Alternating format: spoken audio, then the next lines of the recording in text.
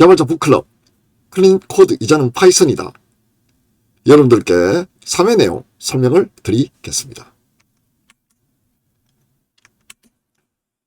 북클럽 지금 진행 계속되고 있는데요.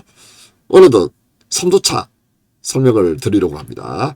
아마 지금쯤이면 파이썬 관련해서 조금씩 감을 이제 잡으시기 시작하고 계실 건데요. 특히 클린 코드 그리고 파이썬 나온 프로그래밍 이게 뭔지에 대해 가지고 조금씩 아마 새로운 걸 보시고 있으실 겁니다. 오늘은 그 요소를 몰아가지고요.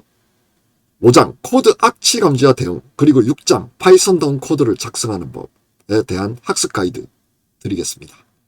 그 전에 질문, 대답 하나 또 짚고 넘어가야겠죠. 오늘 조금 재밌는, 약간 어렵지만 재밌는 걸 가져와 봤습니다. 바로 위드 구문입니다. 파이썬에서 이제 위드를 사용자 정의 함수에서 이제 동작하게 하고 싶다. 요런 이제 질문이 있었습니다. 자, 그럼 잠깐 한번 볼까요? 요 위드 구문은 뭐냐면 이제 요런 겁니다. 우리가 어떤 프로그램을 만들 때요. 특정 리소스를 하나 잡고 그리고 이 리소스를 이용해 가지고 뭔가 일을 한 다음에 예외를 처리하고요. 마지막으로 뭐 예외가 없으면 그냥 정상 동작하겠죠. 마지막으로 이 열린 리소스를 반환해야 됩니다. 항상 열고 일하고 에러가 나면 잡고 그리고 최종적으로 자원을 닫는 일련의 이런 과정을 이제 거치게 되는데요. 파이썬에서 위드 구문이라는 게 이런 복잡도를 떨어뜨립니다. 요거는 보실까요? 위드 하게 되면요. 요 오픈한 거를 요 오픈드 파일이라는 요 변수에다가 아이디를 넣겠죠. 그리고 우리는 요걸 이용해 가지고 실제 작업을 할 수 있습니다. 그럼 요게 이제 좋은 건 뭐냐면요. 요 블럭, 즉 위드 블럭이 끝나면 자동으로 클로즈가 풀립니다. 그리고 또 하나가 더 있습니다. 예외가 발생한 경우에도 예외를 깔끔하게 처리한 다음에 아까 제일 처음에 할당받은 위드로 해제해버립니다. 그러면 여러분들이 이제 가베지 컬렉터 등이 있음에도 불구하고 왜 이런 방식으로 프로그램을 짜야 되느냐에 대해 가지고 궁금하신 분들이 계실 건데요. 이유는 단순합니다. 일반 변수하고는 달리 이 파일이나 아니면 소켓, 디스크립터나 아니면 커서 같은 그런 그래픽 유저 인터페이스의 이제 컴포넌트의 핸들 같은 거는 이게 언제 해제될지를 알 수가 없습니다. 정말입니다. 예를 들어 네트워크 같은 경우 소켓을 열었어요. 이게 언제 끝날지 어떻게 합니까? 알기 어렵죠. 파일 같은 경우는 뭐 끝나면 끝나는 거 아니야? 그럼 안 끝나고 다룰 수는 없나요? 중간에 예를 들어 파일을 내가 썼어요. 일 다 했네? 다를 수도 있는 거잖아요. 이러다 보니까 이 외부 리소스들은 가베지 컬렉터가 처리를 할 수가 없어요. 왜냐하면 라이프 사이클을 모르기 때문입니다. 이래서 이제 명시적으로 달아줘야 되는데 위드 구문을 쓰면 그런 어려움이 없어지는 겁니다. 즉 실수를 줄이는 이제 중요한 이제 어떤 구문인데요. 이런 오픈 같은 파이썬에서 제공하는 거 말고 우리 사용자가 정의한 거를 한번 위드를 쓰게 하고 싶다. 이럴 때는 이제 어떻게 하는지가 여러분들이 궁금증이 계실 겁니다. 그러면 이제 컨텍스트 매니저라는 개념을 이제 알고 계셔야 되는데요. 이 두 가지 버전이 있습니다. 먼저 간단한 것부터 하나 보시고요. 뒤에 조금 복잡한 걸 보도록 하겠습니다. 우선 이제 요 파일 같은 경우에는 예를 들어 요 언더스코어 2개 앞뒤로 달리면 이게 이제 그냥 일반적인 방식으로 불리는 게 아니고 좀 특수한 방식으로 처리된다 라고 여러분들이 약속을 했다고 생각하시면 됩니다. 이 책 뒤쪽 가면요.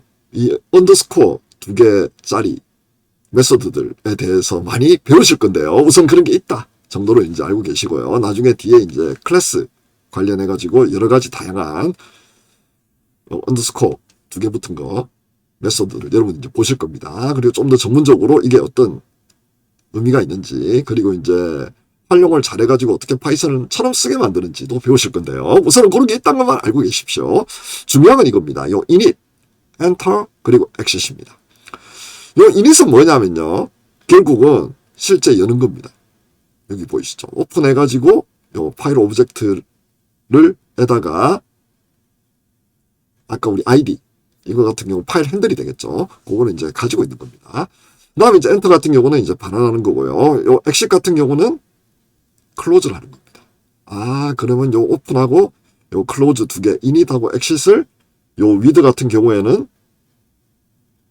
요 파일 관련한 클래스로부터 만들어진 이제 객체의 생명 주기 동안에 언제 얘를 부르고 언제 얘를 부르는지를 알고 있다는 겁니다.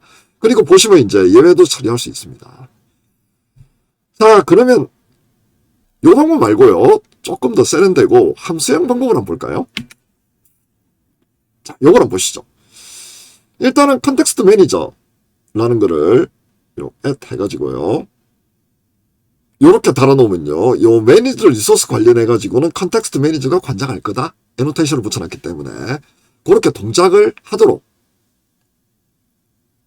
컨텍스트 매니저하고 연결시키는 거라고 여러분들이 보시면 됩니다. 아마 자바 프로그램 짜신 분들은 이거 되게 많이 보셨을 겁니다. 스프링 부트 같은 거 또는 이제 스프링 프레임워크 쓰시다 보면 이런 것들 관련해서 이제 나오는데요. 자, 그러면 요거 동작 방식을 한번 보면요. 아까하고 좀 다른 게 있습니다. 잘 보십시오. 요거는요. 특정 클래스에다가 이렇게 바인딩 했는데요. 얘 같은 경우에는 그냥 데피니션 해가지고요. 메소드에다가 붙이고요. 요 메소드에서 무슨 일을 하냐면 리소스를 먼저 할당을 받고요. 그 다음에 일드에서 이 실제로 이 리소스 값을 반환하고요. 반환하는데 여러분들 약간 주의할 게 하나 있습니다. 제가 잠시 후에 설명드립니다. 그 다음 마지막으로 끝나고 나면 리소스를 해제를 합니다. 바로 이런 패턴인데요. 그럼 이렇게 쓰면 됩니다. with managed resource 해가지고요. 여기 아규먼트 넘기게 되면 자동으로 요거 호출하고요. 요 블록 안에서 리소스를 마음껏 쓰다가요. 나중에 다 끝나고 나면 자동으로 닫힙니다. 그럼 여러분들이 여기서 되게 궁금한 사례 하나 있을 겁니다. 일드가 도대체 뭐야? 왜 리턴 안 하고 일드를 할까? 에 대해 가지고 굉장히 궁금하실 건데요. 리턴을 하게 되면 뭐냐 하면 우리가 지난 시간에 배운 요 스택 프레임 보이시죠? 요 특정 함수가 이렇게 다른 함수를 이제 호출하게 되면 차곡차곡 쌓이겠죠. 그리고 나서 나중에 이 함수 실행이 끝나면 원래대로 돌아가 버리는데요. 그럼 문제가 두 가지가 생깁니다. 문제가 아니죠. 요 경우에는요. 이거는 당연히 지극히 이렇게 돌아야 되고요. 이 경우에는 문제가 두 가지가 생기는데 1번은 뭐냐면요.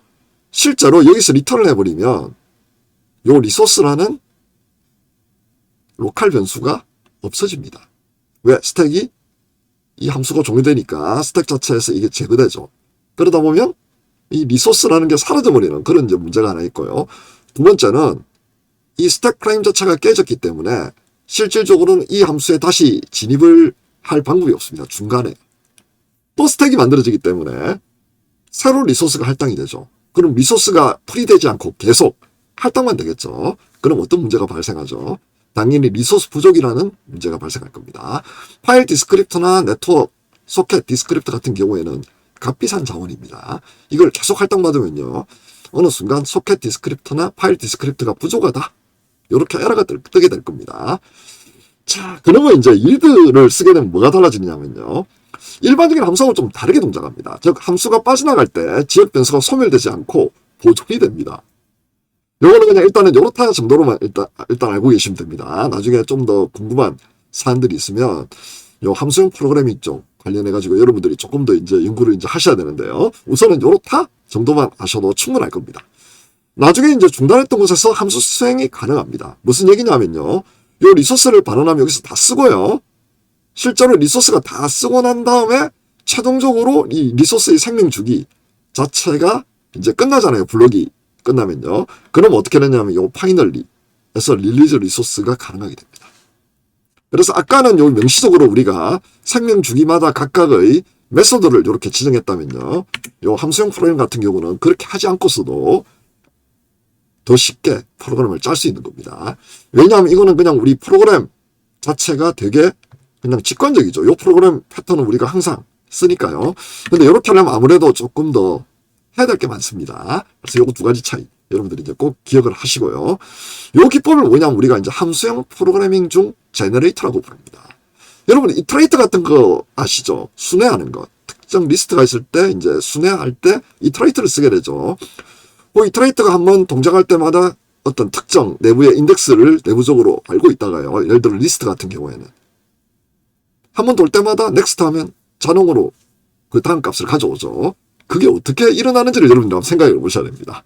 어딘가는 현재 내가 어디까지 리스트를 순회했다라는 값을 가지고 있어야 되죠. 바로 그때 쓰는 게 제너레이터입니다. 그 제너레이터를 살짝 응용을 해가지고 요 컨텍스트 매니저하고 두 가지를 결합시켜가지고 쓰면 실제 위드를 쉽게 구현할 수 있다는 거 여러분들이 꼭 기억해 주시면 좋겠습니다. 어떻습니까? 이제 오늘 이 위드 아마 그냥 이렇게 써라 해가지고 이제 쓰신 분도 많으실 거고요. 그 다음 실제로 위드를 이용해가지고 내가 사용자 정의 함수 만들어 보고 싶은데 어떻게 하지? 궁금한 분도 계실 거고요. 아니면 이미 함수용으로 만들어 쓰시는 분도 계실 텐데요. 제가 이제 오늘 말씀드린 여러 가지 내용을 이용해서 실제 프로그램 짤 때 그냥 위드의 사용자가 돼도 좋고요. 그 다음에 이제 클래스로 정의해서 써도 좋고요. 그리고 이제 함수형 좀 익숙하신 분들은 이런 식으로 한 단계 더 업그레이드 쓰셔도 좋을 것 같습니다. 자, 그러면 이제 질문 응답 마쳤으니까요. 3회 5장, 6장 독서 지침 같이 보겠습니다. 5장은 코드 악취 찾는 겁니다. 코드 악취는 뭐냐면 냄새로 이제 우리가 가스 유출을 알아내죠. 원래 프로판 가스나 LNG 같은 경우 무취, 냄새가 없습니다. 근데 일부러 누출됐을 경우 우리가 인지할 수 있도록 향을 섞는 겁니다. 그 특유의 냄새. 그건 아무나 눈치챌 수 있도록 향을 섞는 겁니다. 그러면 냄새를 이용해가지고 가스 누출 알아내거나 이제 화재를 감지할 수 있게 되는데요. 코드 악취, 우리가 코드 스멜이라고 부르는데 잠재적인 버그를 암시하는 소스 코드 패턴입니다. 중요한 건 뭐냐면 잠재적이라고 불렀습니다. 아직 버그는 아니에요. 하지만 언제든지 얘가 문제를 일으킬 가능성에 대해 가지고 우리한테 경고하는 거라고 보시면 됩니다. 주의사항은 코드 악취가 반드시 문제가 되는 것은 아닙니다. 결국 코드 악취를 해소할지 또는 무시할지는 개발자 스스로가 판단해야 됩니다. 무시하셔도 되는 경우도 있습니다. 하지만 무시하면 나중에 사고가 나는 경우도 있습니다. 그거는 이제 경험으로 여러분들이 판단을 하셔야 됩니다. 자, 그러면 코드 악취 예를 볼까요? 우선 중복된 코드. 중복이 무조건 나쁜 건 아니지만요. 중복이 좀 과하다 싶으면 뭔가 문제가 있다고 생각하시면 됩니다. 거의 틀림없을 겁니다. 그 다음 매직 넘버. 그냥 상수 여기저기서 막 쓰는 거. 그 다음 주석 처리된 코드하고 데드 코드. 데드 코드는 뭐냐면 죽은 코드는 뭐냐면 진입이 불가능한 코드입니다. 진입이 불가능한데 왜 존재해야 될까요? 거기에 대해서 우리는 생각을 해봐야 됩니다. 뭔가 실수가 일어났거나 부주의했거나 뭐 다른 여러 가지 사정이 있었을 겁니다. 뭐 죽은 코드는 없애야 됩니다. 그 다음 디버깅 출력물을 넣고 안 빼는 경우가 있는데요. 빼야 됩니다. 특히 이제 프린트 계열 쓰시면 안 되고요. 될 수 있으면 이제 로깅 라이브러리를 이용하셔가지고요. 여러분들이 필요에 따라 가지고 로그 출력을 제어할 수 있도록 그렇게 하셔야 됩니다. 그 다음 이제 숫자 정비사 예를 들어 템프 1, 2, 3, 4, 5, 6, 7, 8, 9, 10 뒤에 숫자가 붙어 있으면 뭔가 좀 문제가 있다고 보셔야 됩니다. 자, 그리고 또 책에서요. 잘못된 통념 몇 가지를 소개합니다. 예를 들어 함수 마지막에는 리턴문이 하나만 있어야 된다? 요거는 빠르게 실패하거나 빠르게 반환하는 편이 좋을 수도 있습니다. 예를 들어 계산 안 해도 우리는 이미 결과를 알고 있어요. 그럼 왜 계산을 하죠? 그냥 알고 있는 결과값 메뉴에서 리턴하면 됩니다. 트라이문이 2개 있으면 안 되고 예외 처리는 별도 함수로 처리해야 한다. 사용자 입력을 받아들이는 부분을 매번 분리할 경우에 코드가 상당히 복잡해지기 때문에 너무 사용자 입력 관련해가지고 예외가 발생할 거니까 요거는 SRP에 따라가지고 함수 2개를 분리하자. 요렇게 안 하셔도 됩니다. 다음 플래그인수는 무조건 나쁘다. 예를 들어 정렬시, 오름차순, 내림차순 관련 인수 봤잖아요. 근데 이거 보면 플래그인수처럼 보인단 말이에요.